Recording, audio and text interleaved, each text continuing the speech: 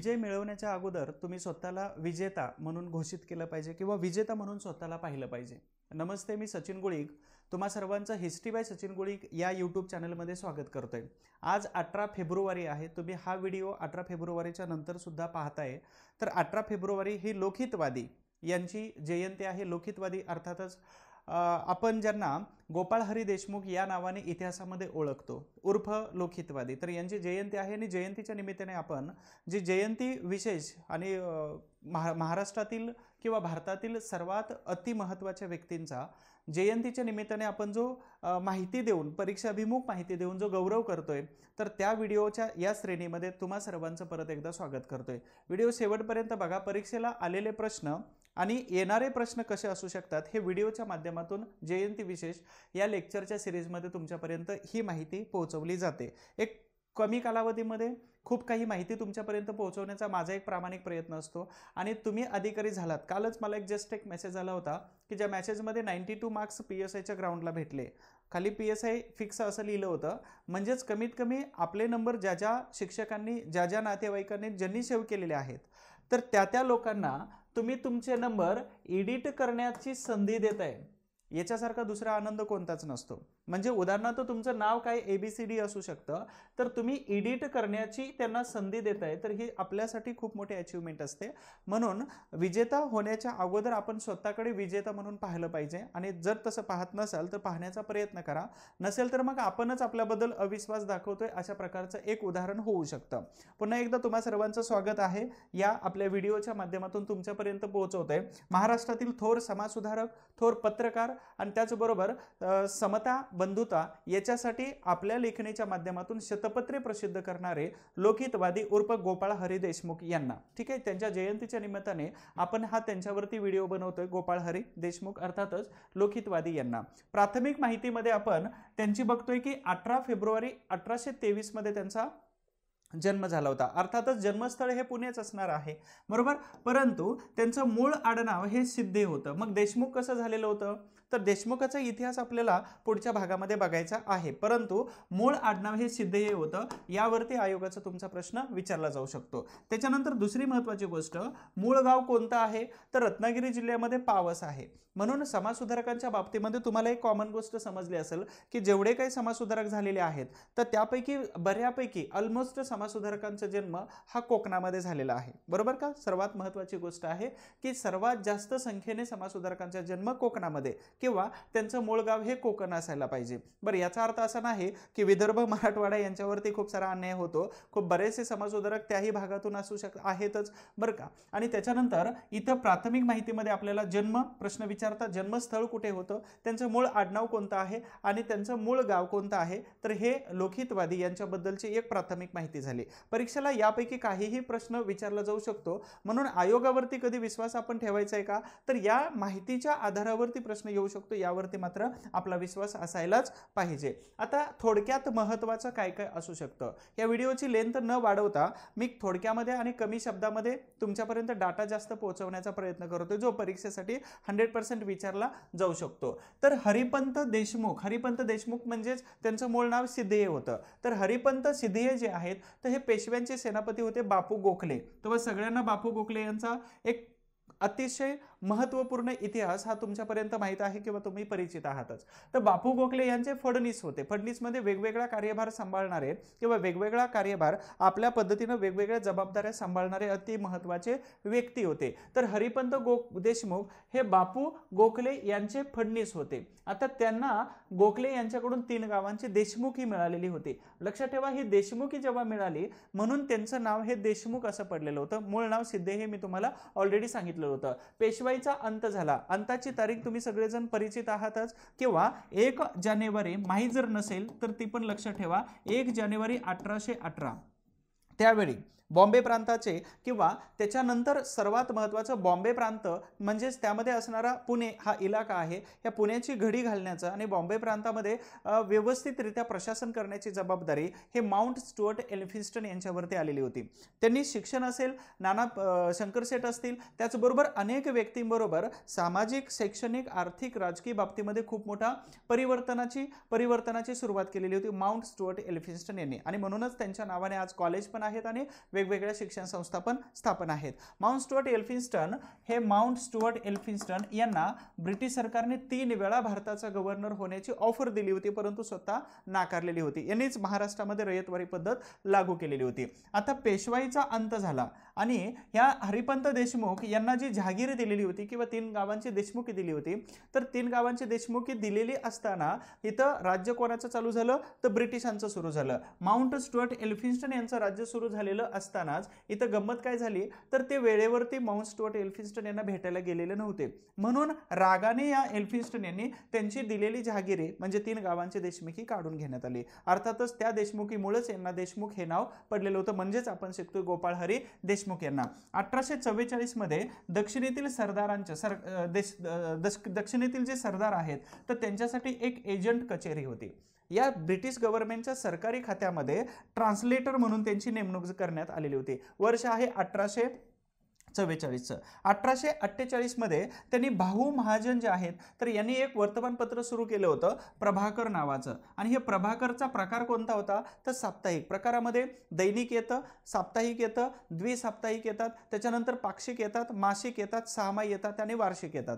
तर प्रकार कोणता आहे प्रकार यामध्ये तुम्हाला प्रश्न विचारला जाऊ शकतो. तर साप्ताहिक होतं प्रभाकर, याच्यामध्ये त्यांनी लिखाणाला सुरुवात केली. लिखाण करत असताना 1848च्या या तारखेला कोणत्या तर इथं तारीख दिलेली आहे 19 मार्च 1848 या तारखेला त्यांनी आपला पहिला लेख लिहिलेला होता. मग त्या लेखाचं नाव, त्या लेखाचं टायटल आणि त्या लेखामधून ब्रिटिश गव्हर्नमेंट असेल किंवा आपल्याला काय मांडायचं होतं तर लोकहितवादी इथं सांगतात की इंग्लिश लोकांच्या व्यक्तिमत्वाच्या समजुती, गैरसमजुती, इंग्लिश लोकांच्या व्यक्तिमत्वाच्या गैरसमजुती. आणि या लेखाचा अर्थ आणि मतितार्थ हा खूप प्रचंड मोठा निघतो. म्हणजे ब्रिटिश सरकारच्या विरोधामध्ये त्यांचं सामाजिक आर्थिक भारताच्या बाबतीमध्ये धोरण कसं होतं याच्याबद्दल त्यांनी व्यक्तिमत्वाच्या गैरसमजुती याच्यावरती त्यांनी पहिला लेख लिहिलेला होता. ठीक आहे. कधीही लक्षात ठेवा की नेहमी काहीतरी नवीन शिकण्याची तयारी आपल्याला ठेवायला पाहिजे. म्हणजे माझा एक गावाकडचा मित्र आहे, म्हणजे काम तर जास्त चांगलं करत नाहीत, का चांगलं करतात त्यांच्या पद्धतीनं, परंतु त्यांचं एक वैशिष्ट्य आहे की प्रत्येक दिवशी ते काहीतरी नवीन शिकतात. म्हणजे प्रत्येक दिवशी काहीतरी नवीन गोष्ट, 1 किंवा 2 गोष्ट शिकतात. मी अगोदरच्या लेक्चरमध्ये सांगितलं होतं कधी कोणत्या माणसाकडून नवीन गोष्टी काही शिकायला मिळतील अजिबात सांगता येत नाही. म्हणून आपल्यापेक्षा कमी हुशार असू शकतो, आपल्यापेक्षा वयाने कमी असू शकतो, मोठा असू शकतो, शिक्षक असू शकतो, मित्र असू शकतो, ते घरातले ब्लड रिलेशन मधले असू शकतात. तर कोणाकडून ना कोणाकडून आपल्याला नवीन गोष्टी शिकण्यासारख्या असू शकतात. आणि म्हणूनच ह्या समाज सुधारकांच्या सिरीजच्या माध्यमातून आपल्याला परीक्षेच्या दृष्टिकोनातून नवीन गोष्टी शिकतात, बरोबर का. परंतु आपल्याला दैनंदिन जीवनामध्ये रोज आपल्याला भेटणाऱ्या वेगवेगळ्या लोकांकडून नवीन गोष्ट काय शिकता येते का, अनुकरण करा. म्हणजेच मी सांगायचा उद्देश हा आहे की फक्त MPSCचे पुस्तक वाचणं म्हणजे अधिकारी होता येतं, पण परफेक्ट अधिकारी होता येते का, अधिकारी होता येतं, पण माणूस कधी बनणार आहे. म्हणून 15 दिवसातून 1 दिवस, महिन्यातून 2-3 दिवस अवांतर वाचनासाठी करा. अवांतर वाचनासाठी तुम्ही घालवलंच पाहिजे. त्याचं कारण असं आहे की मी लेटेस्ट एका लायब्ररीला भेट दिली आहे. यशवंतरावजी चव्हाण महाराष्ट्राचे आणि द्विभाषिक राज्याचे पहिले मुख्यमंत्री 1956 आणि 1960, तर रोज 70 ते 80 पेजेस वाचत होते. मग त्यांच्यासारखेच अजून महत्त्वाच्या मोठ्या ज्या व्यक्ती आहेत तर ह्या व्यक्ती डेली काहीतरी अवांतर वाचन ठेवतातच.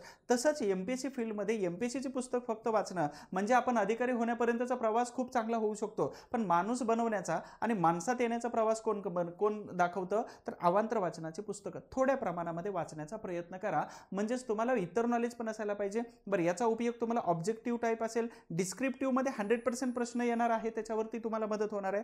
परंतु अवांतरचा मदत अजून कुठे होते तर तुम्ही जेव्हा काही वेगवेगळ्या गोष्टी करत असता, 4 चौघामध्ये उभे राहत असता, चर्चा करता, बोलता, तर त्यामध्ये सुद्धा त्याची तुम्हाला 100% फायदा होत जातो. म्हणून नवीन गोष्टी शिकण्याची तयारी ठेवा दैनंदिन अवस्थेमध्ये. थोडीशी एक सूचना सांगतो की ॲप्लिकेशनमध्ये कंबाईनची पूर्वपरीक्षेची बॅच आहे. ह्या बॅचमध्ये खूप सारे व्हिडिओज दिलेले आहे, डिस्काउंट आहे. समाज सुधारकांची बॅच आहे, याच्यामध्ये सुद्धा तुम्हाला पुरेपूर डाटा जो परीक्षेसाठी आहे तेवढाच नाही तर त्याच्यापेक्षा कदाचित जास्त मिळतो. म्हणजे तुम्ही कदाचित या डाटा बघितल्यानंतर असं अरे वा हे शब्द बोलल्याशिवाय राहणार नाही, कारण त्याच्यासाठी काम खूप केलेलं असतं. आणि एक्झाम ओरिएंटेड जेवढा डाटा आहे तर त्याच्यापेक्षा कदाचित जास्त, म्हणजे मुख्य परीक्षेचा सुद्धा इथं चांगल्या पद्धतीने कव्हर केलेला आहे. ॲप्लिकेशनमध्ये जावा, आणि तिथं तुम्हाला ह्या बॅचेस दिसतील. काय अडचण आली तर नंबर वगैरे आहेच. या ॲप्लिकेशनमध्ये तुम्हाला पेड कोर्स दिसतोय, डेमो व्हिडिओज आहेत, फ्रीमध्ये काही PDFs दिलेले आहेत, डाउनलोड करा, प्रिंट करा, एक्झाम ओरिएंटेड आहेत सगळ्या, टेस्ट सिरीज आहे, डेली क्वेश्चन्स आहेत आणि टुडेज इन हिस्ट्री हे कन्सेप्ट तुम्हाला दिसतात. ॲप्लिकेशन डाउनलोड करा आणि त्याच्यामध्ये खूप सारं माहिती मिळून जाते. तो एक भाग होता. तुमच्यापर्यंत जर माझ्या बॅचेस आहेत हे जर माहीतच होणार नसेल तर मग त्याचा काय अर्थ राहणार नाही, म्हणून तुम्हाला ते ॲडव्हर्टाईजचं थोडंसं 1 मिनिट घेत असतो. आता इथं गोपाळ हरी देशमुख अर्थातच लोकहितवादी यांनी नोकरी कुठे कुठे केली यावरती तुम्हाला आयोगाचा एखादा प्रश्न येण्याची शक्यता नाकारता येत नाही. तर सुरुवात झाली होती 1852 मध्ये वाई या ठिकाणी फर्स्ट क्लास मुन्सिफ या पदावरती त्यांची नेमणूक करण्यात आली. फर्स्ट क्लास मुन्सिफ म्हणजेच हे ज्युडिशियरी सिस्टम मध्ये असणारं अतिशय महत्त्वाचं पद होतं. यानंतर दुसरी 1855 मध्ये सातारा न्यायालयामध्ये सहाय्यक इनाम कमिशन या पदावरती त्यांची नेमणूक करण्यात आली. मग इनाम कमिशन कधी बनवण्यात आलेलं होतं, तर पहिली गोष्ट इनाम कमिशन 1828 मध्ये विल्यम बेंटिक यानं बनवलं आणि दुसरे इनाम कमिशन 1852 मध्ये लॉर्ड डलहौसी यांनी बनवलेलं होतं. आणि जेव्हा इथं इनाम कमिशन बनवण्यात आलं तर 25,000 इनाम म्हणजेच काय, तर महारवतन असेल, इनाम असेल, बक्षीस असेल, तर याच्यामध्ये दिलेल्या कसण्यासाठीच्या जमिनी जर डॉक्युमेंट असतील तर त्या जमिनी व्हॅलिड त्यांच्याकडेच ठेवल्या, परंतु डॉक्युमेंट्स नाहीत, मग अशा जमिनी ब्रिटिश सरकारने आपल्या ताब्यात घ्यायला सुरुवात केली. मग इथं 25,000 इनाम जमिनींपैकी 21,000 जमिनींचे डॉक्युमेंट्स नव्हते आणि म्हणून ब्रिटिश सरकारने त्या आपल्या ताब्यात घेतल्या. तर इथं विल्यम बेंटिक आणि इथं लॉर्ड डलहौसी. तर लॉर्ड डलहौसीने जो इनाम कमिशन बनवलेला होता तर त्याच्यामध्ये सातारा या ठिकाणी त्यांनी न्यायालयामध्ये सहाय्यक इनाम कमिशन या पदावरती लोकहितवादी यांची नेमणूक केली. प्रश्न इथं बनू शकतो तुमचा. तिसरा नंबरचा पार्ट आहे, जॉब आहे 1856 मध्ये त्यांची प्रमोशन करण्यात आलं. 1855 ला सहाय्यक इनाम कमिशन चांगलं काम केलं ब्रिटिश सरकारच्या त्या डिपार्टमेंटमध्ये आणि म्हणून लोकहितवादींचं प्रमोशन केलं. सातारा न्यायालयामध्ये इनाम कमिशनर या पदावरती त्यांची प्रमोशन करण्यात आलं, बढती देण्यात आली. ठीक आहे, सर्वात महत्त्वाचं. त्यानंतर 1861 मध्ये मुंबईच्या उच्च न्यायालयाने त्यांच्यावरती एका पुस्तकाची जबाबदारी देण्यात आली. त्या पुस्तकाचं नाव आहे हिंद धर्मशास्त्र व त्याचा सार. या पुस्तकाची जबाबदारी त्यांच्यावरती देण्यात आली की नेमकं याच्यामध्ये काय करायला पाहिजे, कसं लिहायला पाहिजे, त्याचा अभ्यास सर्वांगीण करण्याची जबाबदारी. 1862 मध्ये लोकहितवादींची सहाय्यक न्यायाधीश या पदावरती प्रमोशन करण्यात आलं. त्याच्यानंतर पुढं 1863 मध्ये अहमदनगर या ठिकाणी मुख्य न्यायाधीश, इथं सहाय्यक आणि त्याच्यानंतर इथं मेन म्हणजे मुख्य न्यायाधीश या पदावरती नगरला असताना त्यांची बदली करण्यात आली आणि त्यांना प्रमोशन म्हणजे ट्रान्सफर प्लस प्रमोशन. गव्हर्नमेंटमध्ये गेले की हे शब्द तुम्हाला स्वप्नात सुद्धा आठवतात. ट्रान्सफर कधी होणार आणि प्रमोशन पण कधी मिळणार आहे. आणि त्याचबरोबर इन्क्रीमेंट, हे 3 शब्द खूप महत्त्वाचे असतात. ठीक आहे, तर मुख्य न्यायाधीश असताना कुठं काम केलं तर अहमदनगर या ठिकाणी. मग नगरमध्ये भारतीय प्रशासक कोण कोण होते, जे समाजसुधारक पण होते आणि नगरमध्ये समाज सुधारणावादी असते आणि ब्रिटिश अधिकारी म्हणून काम केलं. तर एक होते कोण, लोकहितवादी, आणि दुसरे कोण होते तर दादोबा पांडुरंग तरखडकर यांच्यावरती. मग इथं संबंध येतो 1857चा आणि इथं संबंध कधी येतोय तर 1863 या दरम्यानचा. तर अशा वेळी तुम्हाला यावरती प्रश्न विचारला जाऊ शकतो. 1867 मध्ये लोकहितवादी. आता 1867 हे वर्ष तुम्हाला आठवलं पाहिजे पटकन. इथं 2 संस्था स्थापन झालेल्या होत्या. तर एक आहे, नुकताच प्रश्न येऊन गेला होता, पुणा असोसिएशन, याचं रूपांतर 1870 मध्ये पुणे सार्वजनिक सभेमध्ये केलं होतं, पहिली संघटना. ठीक आहे, आणि त्याच्यानंतर दुसरं या पुणे असोसिएशनवरती प्रश्न लेटेस्ट येऊन गेलेला आहे. दुसरी संघटना कोणती आहे तर प्रार्थना समाज आहे. आत्माराम पांडुरंग, दादोबा पांडुरंग आणि भास्कर यांनी काय केलं होतं, ब्रिटिश सत्ता आपल्यासाठी लाभदायक आहे असं म्हणणारे हे तरखडकर बंधू केशवचंद्र सेन यांच्या 1864च्या दौऱ्यानंतर प्रेरणा घेऊन आणि परमहंस सभा बरखास्त झाल्यानंतर यांनी सुरू केलेला समाज म्हणजे प्रार्थना समाज. अनेक क्वेश्चन्स या समाजावर आलेले आहेत. तर लोकहितवादींची नाशिक या ठिकाणी जॉईंट सेशन जज म्हणून त्यांची ट्रान्सफर प्लस प्रमोशन करण्यात आलं. तर हे झालं नोकरी ज्या ज्या ठिकाणी लोकहितवादी गोपाळ हरी देशमुख यांनी केलेली होती. तर हे सगळे लोकेशन आणि त्याचे वर्ष दिलेले आहेत. तर गोपाळ हरी देशमुख यांच्याबद्दल, लोकहितवादीबद्दल आपण सविस्तर माहिती बघतोय. मग प्राथमिक माहिती बघितली, त्याच्यानंतर त्यांनी केलेलं काम बघितलं, त्याच्याबरोबरच त्यांची प्राथमिक माहितीमध्ये फॅमिलीचं बॅकग्राऊंड काय होतं, देशमुख हे नाव कसं पडलं, हे सगळे आपण डिटेल बघत असताना तुमचा अभ्यास खूप चांगल्या पद्धतीने चालू आहे अशी मी अपेक्षा करतो. आणि जर चांगल्या पद्धतीने जर चालू नसेल तर मात्र तुम्ही कुठेतरी कमी पडत असता. आणि तर कशामध्ये कमी पडता तर प्लॅनिंग्समध्ये. एक लक्षात ठेवा, कधी पण स्टँडर्ड बुक्स वापरा, रेफरन्स मटेरियल चांगलं वापरा, मार्गदर्शन व्यवस्थित घ्या, इथं चुकू नका. कोणाला निवडतो हे खूप महत्त्वाचं असतं. ठीक आहे. आणि त्याच्यानंतर दुसरं महत्त्वाचं की आपली स्ट्रॅटेजी काम करते का, काम करत नसेल तर बनवून घ्या कोणाकडून तरी, आणि तुमचा स्वतःचा प्लॅन काय आहे हे पण एकदा डिझाईन करा. आणि हे जर व्यवस्थित केलं तर मात्र येणार 30 एप्रिल, 4 जून, अजून काय 28 UPSCचा पेपर असेल, तर ह्या सगळ्या एक्झाम तुम्हाला खूप साऱ्या साध्या सोप्या पद्धतीनं पुढे जाऊ शकतात. ते का ठीक आहे. त्याच्यानंतर दुसरं महत्त्वाचं, 1873 मध्ये पार्लमेंट फायनान्स कमिटी समोर साक्ष देण्याची संधी लोकहितवादी यांना मिळाली, परंतु लोकहितवादी यांनी नाही म्हटलं. मग लोकहितवादी यांनी नाही म्हटल्यानंतर इथं मात्र दुसरे भारतीय व्यक्तींना इथं पाठवण्यात आलेलं होतं. मग पाठवण्यात आलं असताना इथं जे फर्दून जे आहेत हे फर्दूनजींना पाठवलं, आणि या फर्दूनजींना पुन्हा सार्वजनिक सभा असेल, त्याचबरोबर बॉम्बे असोसिएशनचे ते सदस्य होते, आणि यांच्या ऐवजी यांना पाठवण्यात आलं. इथं मात्र यांच्यावर अजूनपर्यंत प्रश्न विचारलेला नाही. आता पार्लमेंटच्या इथं फायनान्स कमिटी समोर आलं. मग इथं अजून एक पार्लमेंटची एक समिती आहे, तिला रॉयल समिती असं म्हटलं जातं, जमा खर्चाचा हिशोब तपासण्यासाठी.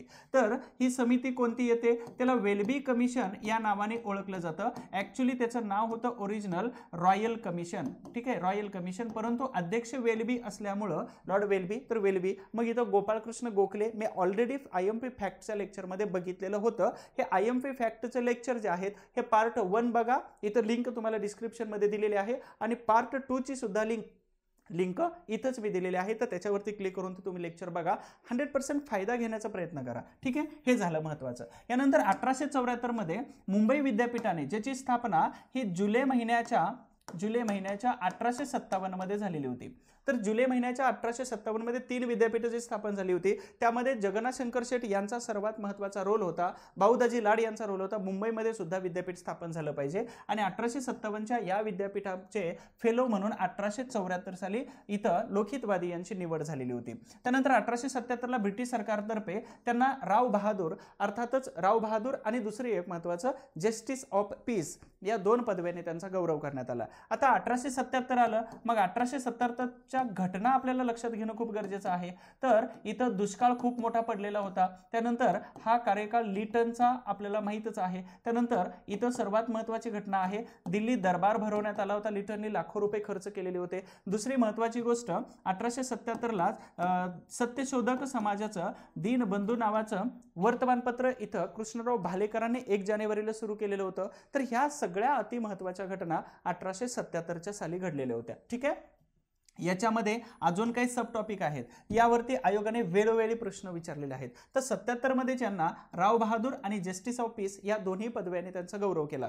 मग मी एक होमवर्क देतो, एका स्टुडंटने मात्र मला लिहून पाठवलं थोडंसं, की भारतामध्ये रावसाहेब, जस्टिस ऑफ पीस ह्या पदव्या खालीलपैकी कोणकोणत्या व्यक्तींना ब्रिटिश सरकारने दिल्या, याच्यावर काम करा, आणि ते व्हिडिओ मला, तो फोटो मला काढून पाठवा, कारण परीक्षेला काही विचारतील अजिबात काही सांगता येत नाही. दुसरं, 1882ला त्यांनी लोकहितवादी नावाचं मासिक सुरू केलं. प्रकार कोणता आहे, मासिक. प्रश्न विचारला जाऊ शकतो. 1884ला रतलाम संस्थानामध्ये दिवाण या पदावरती त्यांनी कामाला सुरुवात केली. मग तिथं कामाला सुरुवात केल्यानंतर रतलामचे राजा त्यांच्यावरती जाम खुश झालेले होते, कारण का तर दिवाण हे पद खूप प्रतिष्ठेचं होतं. मुख्य कारभारी म्हणून त्यांची नियुक्ती, आणि ते पद त्यांनी आपल्या पद्धतीने सांभाळलेलं होतं. अहमदाबाद या ठिकाणी, अहमदाबाद कुठे आलं, गुजरात या ठिकाणी. तर गुजरातला न्यायाधीश म्हणून काम करत असताना त्यांनी काय केलं, तर गुजराती लोकांसाठी बुद्धिवर्धक सभा नावाची एक सभा, समाज संघटनेच्या अंतर्गत सभा सुरू केलेली होती, गुजराती बुद्धिवर्धक सभा. तर ही सुरू केली होती. भविष्यातला एखादा प्रश्न इथं विचारला जाऊ शकतो, क्वेश्चन इंटू क्वेश्चन मध्ये असायलाच पाहिजे. गोपाळराव देशमुख एक ब्राह्मण या नावाने सुद्धा लेखन करत होते.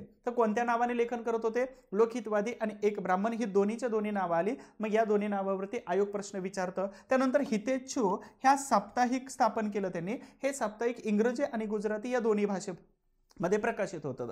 तर याच्यामध्ये सुद्धा त्यांनी लिखाण केलं. मग या लोकहितवादी यांनी खालीलपैकी कोणकोणत्या वर्तमानपत्रामध्ये लेखन काम केलं, यावरती एक प्रश्न बनू शकतो.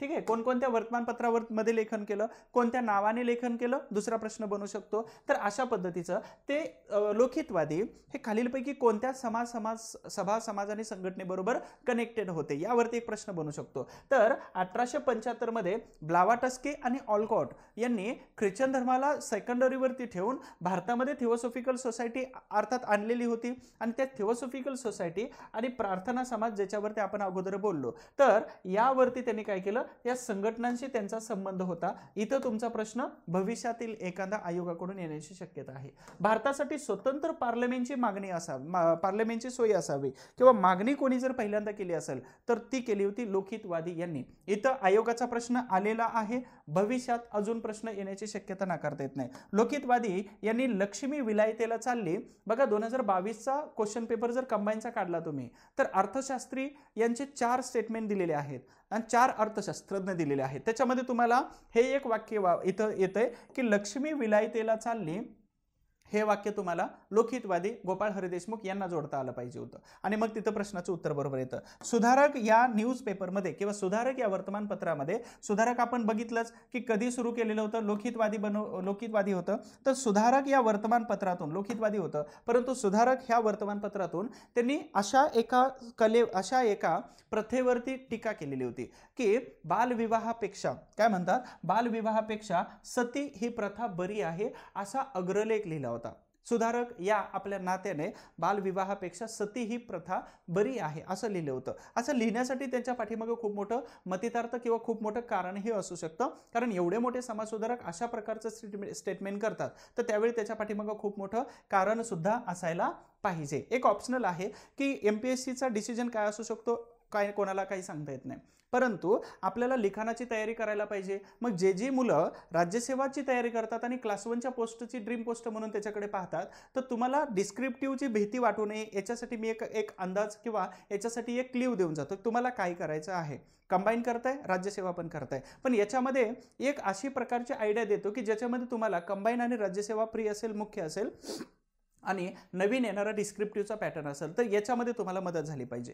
तर दिवसभर तुम्ही वाचत असता, बरोबर, दिवसभर तुम्ही जे रीडिंग करता तर ह्या रीडिंगला संध्याकाळी तुम्ही डिस्क्रिप्टिव्ह मध्ये कन्वर्ट करू शकता. उदाहरणार्थ तुम्ही वाचलेलं काय आहे, तर नदी प्रणाली हा टॉपिक दिवसभर वाचलेला आहे. तर नदी प्रणालीवरती UPSCनं अद्यापर्यंत कोणकोणत्या टॉपिकवरती नदीच्या कोणकोणत्या अँगलनी प्रश्न विचारलेले आहेत नदीवरती, आणि जर UPSCचे क्वेश्चन सापडले तर तुम्ही वाचलेला टॉपिक त्या फॉर्मॅटमध्ये बसवण्याचा प्रयत्न करा.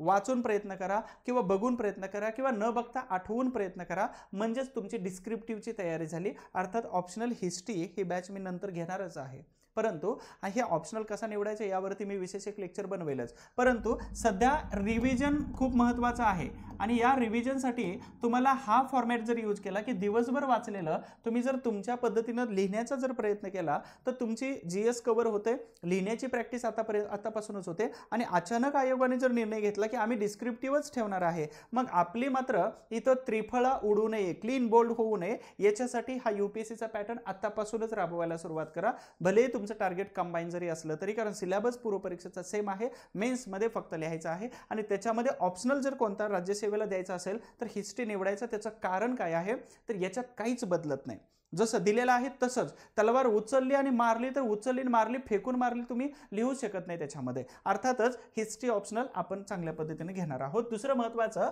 की लोकहितवादी यांचा शब्दगौरव कशा पद्धतीने केलेला होता, तर वाचनालय चळवळीचे त्यांना जनक म्हटलं जातं. दुसरी गोष्ट, सर्वांगीण सुधारणेचे आद्य प्रवर्तक म्हटलं जातं. महाराष्ट्रातील राष्ट्रवादाचे आद्य प्रवर्तक म्हटलं जातं. शास्त्रशुद्ध विचारसरणीचे प्रवर्तक म्हटलं जातं. प्रवर्तक म्हणजेच काय, तर परिवर्तन घडवून आणणारे एक महान व्यक्ती. स्वातंत्र्याचे स्वप्न पाहणारे विचारवंत होते. पहिल्यांदाच पार्लमेंटची मागणी यांनी केली होती. विद्यापीठ पूर्व काळातील सुधारकांचे अग्रणी हे होते. अशा पद्धतीने त्यांचा हा गौरव केलेला आहे. वेगवेगळ्या शब्दांचा जड शब्द वापरून त्यांचा गौरव केलेला आहे. टेस्ट सिरीज आहे 2000 इथं कंबाईन पूर्व परीक्षेसाठी टेस्ट सिरीज ऍप्लिकेशन मध्ये, तुम्ही ते बघा तिथे ऍप्लिकेशन मध्ये जाऊन. दुसरं, लोकहितवादी यांच्याविषयी वेगवेगळ्या लोकांनी, वेगवेगळी लोक म्हणजे असा एक व्यक्ती जो आपल्यामध्ये खूप मोठी ताकद ठेवतो, एक समाजसुधारक म्हणून किंवा वेगवेगळ्या अँगलने, आणि तो व्यक्ती या गोपाळ हरी देशमुख लोकहितवादी यांच्याबद्दल वेगळ्या पद्धतीने स्टेटमेंट टाकतात. तर स्टेटमेंट कोणकोणते आणि कोणी कशा पद्धतीने म्हटले होते. पहिल्यांदाच घेऊया की आपल्या पतीबरोबर खांद्याला खांदा लावून स्त्री शिक्षण असेल आणि अस्पृश्यता निवारण असेल याच्यासाठी शेवटपर्यंत काम करणाऱ्या समाजसेवेचा वसा आणि वारसा घेतलेला सावित्रीबाई फुले हे काय म्हणतात की लोकहितवादी म्हणजे ब्रह्मर्षी होते, लोकितवादी म्हणजे ब्रह्मर्षी होते. दुसरं, सर्वांगीण सुधारणेचा विचार करणारा पहिला गृहस्थ कोण असेल तर ते लोकितवादी होते, असे आचार्य जावडेकर म्हणतात. दुसरे, लोकमान्य टिळक काय सांगतात, तर पाश्चिमात्य विद्येने विविध प्रकारचे संस्कार होतात आणि त्या सर्वांतून गोपाळराव गेलेले आहेत, असं लोकमान्य टिळक सांगतात. दुसरी महत्वाची गोष्ट, राजाराम मोहन रॉय अशी उपमा कोणी दिली होती, तर निर्मल कुमार फडकुले हे म्हणतात की खऱ्या अर्थाने महाराष्ट्राचे राजाराम मोहन रॉय जर कोण असतील तर ते लोकितवादी होते. अशा पद्धतीनं लोकितवादी यांचं निधन इथं 9 ऑक्टोबर 1892 मध्ये खूपच कमी वयामध्ये झालेलं होतं. अशा पद्धतीनं परीक्षेच्या दृष्टिकोनातून लोकितवादी यांना आपण शेवटपर्यंत बघितलेलं आहे. अर्थातच इथं सांगायचा उद्देश काय होता की लोकितवादी यांची परीक्षेला माहिती कोणती येऊ शकते, त्यांची प्राथमिक माहिती, त्यांनी केलेली नोकरी असेल तर ही सगळी माहिती आपण इत्थंभूत घेतलेली आहे. ठीक आहे. अशा पद्धतीनं लोकितवादी यांच्याबद्दलचे एक्झाम ओरिएंटेड माहितीचं लेक्चर तुम्ही शेवटपर्यंत बघताय, नसेल तर शेवटपर्यंत बघत चला. कारण का तर एक्झाम ओरिएंटेड माहिती आपल्या यूट्यूबच्या माध्यमातून तुमच्यापर्यंत पोहोचवण्याचा कमी वेळेत मी प्रयत्न करतोय. दुसरी महत्त्वाची गोष्ट की छत्रपतींनी सांगितलेलं आहे, ह्या स्वराज्याच्या मोठ्या मालकाने सांगितलेलं आहे की संकटांना घाबरायचं नाही, संकटांचा सामना करायचा असतं. असं कोण सांगतात? ह्या स्वराज्याचे स्वराज्य संस्थापक छत्रपती शिवाजी महाराज सांगतात. मग आपल्याला अशा परिस्थितीमध्ये खूप सारं मटेरियल आणि खूप साऱ्या गोष्टी आपल्याकडे असताना सुद्धा आपण परिस्थितीचं कारण द्यायचं आहे का? नाही. त्यावेळी तुम्ही एखादा गड, एखादा किल्ला किंवा एखादा खूप मोठा असणारा किल्ला किंवा स्वराज्याची राजधानीच म्हणा, ते चढण्याचा एकदा प्रयत्न तरी करा. एखादा तरी किल्ला चढा. त्या किल्ला चढत असताना तुम्हाला लक्षात येईल की तुम्ही बेजार होऊन जाल, कदाचित चक्कर येऊ शकते, कदाचित तुम्ही तिथं पडाल, कदाचित लागेल तुम्हाला.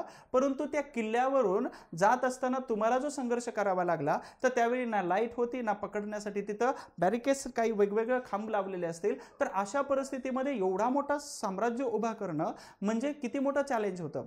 ॲक्च्युली हे आयुष्याबरोबरची सर्वात मोठी लढाई होती आणि त्यामध्ये एवढा मोठा शत्रू आवासून उभा राहिला होता. परंतु राजाने एकच सांगितलं की संकटांना घाबरायचं नाही, संकटांना सामोरं जायचं. हे छत्रपती शिवाजी महाराजांनी सांगितलं. आणि आपल्या महाराष्ट्रामध्ये एवढा मोठा प्रेरणादायी व्यक्ती जर इथं जर असेल तर आपल्या समस्या काहीच नाहीत. म्हणजे मी तक्रार करत होतो की माझ्याकडे चप्पल नाही, मी उन्हामध्ये कसं चालू. सिंपल एक उदाहरण, माझ्याकडे तक्रार करत होतो मी की चप्पल नाही, मी उन्हामध्ये कसं चालू. माझी तक्रार विरून गेली जेव्हा पाय नसणारा व्यक्ती समोरून जेव्हा निवांतपणे आरामदायी कोणत्याही प्रकारची तक्रार न करता येत होता. म्हणजे यांच्यापेक्षा संकट आपल्याकडे जास्त असतील का? होती का? आहेत का? असतील का? बिलकुल नाही. म्हणून कधी लक्षात ठेवायचं, संकटांना घाबरायचं नाही, संकटांचा सामना करायचा, हे छत्रपतींनी सांगून गेलेले आहे. Thank you so much. तुम्हा सगळ्यांना खूप खूप शुभेच्छा असतील. अभ्यासातील काही अडचणी जर असतील तर तुम्ही या नंबरवरती फोन करू शकता. तुमच्या अडचणींसाठी हा व्हॉट्सअपचा नंबर आहे, याच्यावरती तुम्ही नाव नंबर पाठवला तर तुम्हाला काही समस्या सोडवण्याचा मी माझ्या पद्धतीनं प्रयत्न करतो, एक मार्गदर्शक या नात्याने. हे लेक्चर तुम्ही शेवटपर्यंत बघितलं त्याबद्दल तुम्हा सगळ्यांचा आभार आहे. आणि जयंती विशेषच्या या सिरीजमध्ये आपण शिकलेलो आहोत गोपाळ हरी देशमुख, उदाहरणार्थ Lokhitwadi. Thank you so much. Wish you all the best. काळजी घ्या स्वतःची. थँक्यू.